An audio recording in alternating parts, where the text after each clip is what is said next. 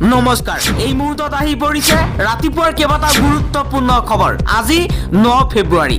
অসমৰ লগতে ভাৰতৰ বিভিন্ন প্ৰান্তৰ পৰা কেইবাটাও খবৰ আহি পৰিছে এই মুহূৰ্তত জনাই আছো বিগ ব্ৰেকিং নিউজ বিজেপি আৰু আৰএছএছৰ বিৰুদ্ধে খৰপ হৈ পৰিছে আসাদুদ্দিন ওৱেইছিয়ে কৈছে বিজেপি আৰু আৰএছএছে নিজৰ ব্যৰ্থতা লুকুৱাবলৈ বিভাজন আৰু বৈষম্যৰ পৰিবেশ সৃষ্টি কৰিছে ভাৰতবৰ্ষত যদি পাকিস্তানৰ লগত গৌৰৱ গগৈৰ লিংক আছিল আৰু তেওঁক গ্ৰেপ্তাৰ নকৰি সম্পৰ্ক অব্যাহত ৰখাৰ সুযোগ দিছে তেন্তে গৌৰৱ গগৈক গ্ৰেপ্তাৰ নকৰাৰ অপৰাধত হিমন্ত বিশ্ব শৰ্মাক গ্ৰেপ্তাৰ কৰিব লাগে গৌৰৱ গগৈৰ পাকিস্তান লিংক সম্পৰ্কক লৈ মন্তব্য কৰিছে বিধায়ক অখিল গগৈ মুখ্যমন্ত্ৰী হিমন্ত বিশ্ব শৰ্মাৰ সংবাদ মেলক লৈ গৌৰৱ গগৈৰ কটাক্য গৌৰৱ গগৈ কৈছে হিমন্ত বিশ্ব শৰ্মাৰ ফ্লপ শো ৰাইজে দেখিছে সংবাদ মেলত দিয়া অধিকাংশ বক্তব্য তথ্যভিত্তিক নহয় আৰু জনতাক বিভ্ৰান্ত কৰাৰ চেষ্টা কৰিছে বাস্তৱ সমস্যাৰ উত্তৰ দিয়াৰ পৰিৱৰ্তে ৰাজনৈতিক নাটক চলিছে নগাঁৱত মুখ্যমন্ত্ৰী হিমন্ত বিশ্ব শৰ্মাৰ বিৰুদ্ধে গৰজি উঠিছে কংগ্ৰেছৰ ৰাষ্ট্ৰীয় নেত্ৰী অনিকা মেহৰুত্ৰাই কৈছে দুৰ্নীতিৰ বিৰুদ্ধে মাত মাতিলে কণ্ঠৰোধ কৰাটো হিমন্ত বিশ্ব শৰ্মাৰ নীতি তেওঁ নিজৰ পৰিয়ালৰ বাহিৰে বেলেগ কাৰো উন্নতি কৰা নাই উন্নয়নৰ নামত কেৱল অসমক লুটিছে গৌৰৱ গগৈৰ বিৰুদ্ধে খৰপ হৈ পৰিছে মুখ্যমন্ত্ৰী হিমন্ত বিশ্ব শৰ্মাই কৈছে ৰাষ্ট্ৰীয় সুৰক্ষা আৰু নিৰাপত্তাৰ দিশটোৰ প্ৰতি লক্ষ্য ৰাখি প্ৰশ্নসমূহৰ উত্তৰ গৌৰৱ গগৈয়ে অসম তথা ভাৰতবাসীক দিব লাগিব জনপ্ৰতিনিধি হিচাপে তেওঁৰ পৰা জনতাই এইখিনি জনাৰ সম্পূৰ্ণ অধিকাৰ আছে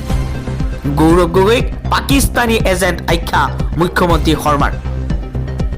গৌৰৱ গগৈয়ে ৰাইজক উত্তৰ দিব লাগিব 1 10 দিনীয়া পাকিস্তান ভ্ৰমণৰ প্ৰকৃত উদ্দেশ্য কি আছিল 2 পাকিস্তানৰ গৃহ মন্ত্ৰালয়ৰ পৰা মাত্ৰ এদিনৰ ভিতৰত লাভ কৰা বিশেষ ভিসা অনুমতিৰ সুবিধা কাৰ জৰিয়তে পাইছিল পাকিস্তানত আলী তৌকিৰ শ্বেইখক সাক্ষাৎ কৰিছিল নেকি পাকিস্তান ভ্ৰমণ কৰি আহিয়েই ভাৰতৰ প্ৰতিৰক্ষা বিষয়ক পৰৱৰ্তী সময়ৰ সংসদীয় প্ৰশ্নৰ মাজত কি সম্পৰ্ক পুত্ৰৰ নাগৰিকত্ব বদলীকৰণ সন্দৰ্ভত কিয় মিছা কাৰণ ব্যাখ্যা কৰা হৈছিল শিশু সন্তানৰ ধৰ্ম কিয় সলনি কৰিছিল পত্নী কৰ্মৰত অৱস্থাত পাকিস্তান ভ্ৰমণ কৰা বুলি সংবাদ মাধ্যমৰ আগত কিয় মিছাৰ আশ্ৰয় লৈছিল অকল নাটকহে চলিব নে গৌৰৱ গগৈক গ্ৰেপ্তাৰ কৰা হ'ব গৌৰৱ গগৈ যদি পাকিস্তানী এজেণ্ট তেন্তে কিয় গ্ৰেপ্তাৰ কৰা হোৱা নাই প্ৰশ্ন উত্থাপন কৰিছে কৃষক নেতা আকাশ দলে কৈছে যদি গৌৰৱ গগৈ পাকিস্তানী এজেণ্ট গ্ৰেপ্তাৰ কৰিব লাগে জুবিন গাৰ্গক লৈ আৱেগিক মন্তব্য কৰিছে ভগ্নী ডক্টৰ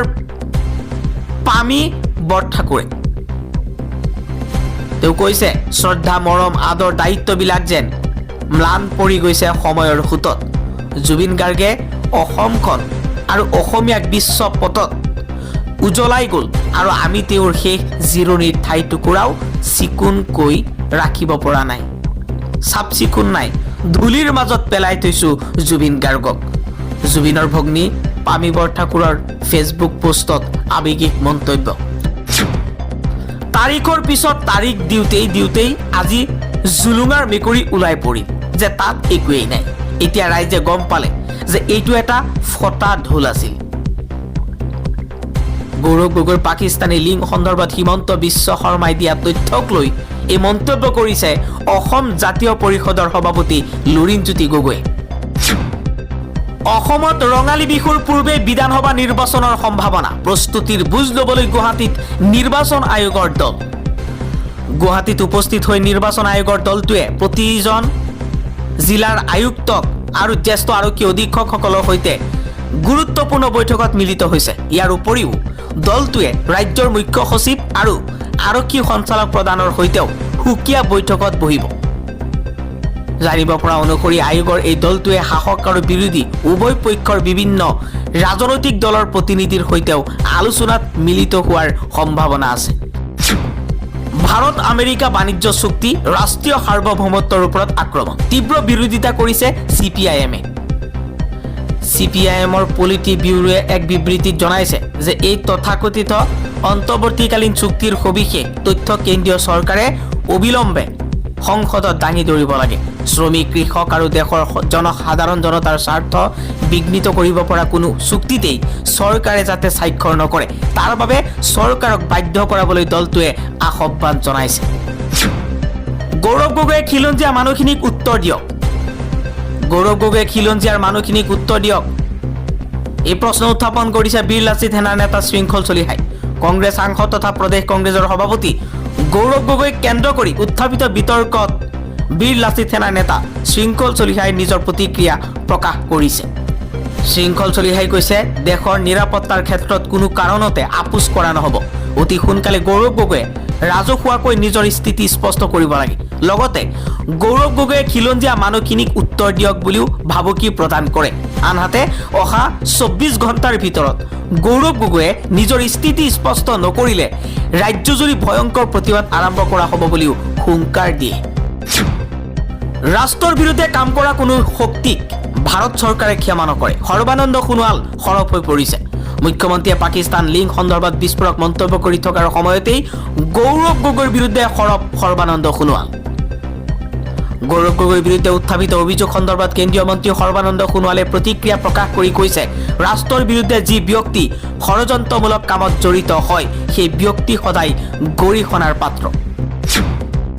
বাংলাদেশৰ নিৰ্বাচনক লৈ সৰব প্ৰাক্তন প্ৰধানমন্ত্ৰী শেখ হাছিনাই বাৰ্তালাপত কৈছে বাংলাদেশৰ নিৰ্বাচনত অস্তিত্বৰ সংকটত ভুগিব নতুন চৰকাৰে বাংলাদেশী লোকসকলে পচন্দৰ ৰাজনৈতিক দলটোক সমৰ্থন কৰিব নোৱাৰিলে ভোটদানৰ পৰা সম্পূৰ্ণৰূপে বিৰত থকাৰ সিদ্ধান্ত গ্ৰহণ কৰিছে 2024 চনত প্ৰাক্তন প্ৰধানমন্ত্ৰী শেখ হাছিনাৰ নেতৃত্বাধীন আওয়ামী লীগৰ চৰকাৰখনক উৎখাত কৰাৰ পিছত বাংলাদেশে প্ৰথমবাৰৰ বাবে 12 ফেব্ৰুৱাৰীত অনুষ্ঠিত হ'বলগীয়া সাধাৰণ নিৰ্বাচনত ভোটদান কৰিব বাংলাদেশ নেশ্যনেলিষ্ট পাৰ্টি চমুকৈ BNP আৰু জামাতি ইছলামী GIB নিৰ্বাচনত যুঁজ দিয়া মূল দুটা দল হিচাপে আত্মপ্ৰকাশ কৰিছে হাছিনাৰ বাংলাদেশ আওয়ামী লীগক নিৰ্বাচনত প্ৰতিদ্বন্দ্বিতা কৰাত বাধা আৰোপ কৰা হৈছে ৰাষ্ট্ৰসংঘৰ মানৱ অধিকাৰৰ প্ৰতিবেদন অনুসৰি ছাত্ৰ সমাজৰ প্ৰতিবাদত 1400 জন লোকৰ মৃত্যু ঘটাৰ বাবে হাছিনাৰ চৰকাৰক দোষাৰোপ কৰা হৈছিল 2024 চনৰ আগষ্ট মাহত কেইবা সপ্তাহ ধৰি চলি থকা হিংসাত্মক প্ৰতিবাদ আৰু পদত্যাগৰ পিছত হাছিনাই ভাৰতলৈ পলায়ন কৰে অৱশেষত বাংলাদেশৰ আন্তঃৰাষ্ট্ৰীয় অপৰাধ ন্যায়াধিকৰণে হাছিনাৰ শাস্তি ঘোষণা কৰে সম্প্ৰীতি বাংলাদেশৰ অন্তৰ্বৰ্তীকালীন চৰকাৰখনৰ নেতৃত্বত আছে নোবেল বঁটা বিজয়ী মোহাম্মদ ইউনুস এক আছুতীয়া সাক্ষাৎকাৰত শেখ হাছিনাই আগন্তুক নিৰ্বাচন তেওঁৰ বিৰুদ্ধে দিয়া ৰায় বাংলাদেশত সংখ্যালঘু লোকৰ ওপৰত হোৱা আক্ৰমণ আৰু ভৱিষ্যত বাংলাদেশৰ নেতাসকলক দিয়া পৰামৰ্শৰ বিষয়ত নিজৰ মতামত ব্যক্ত কৰিছে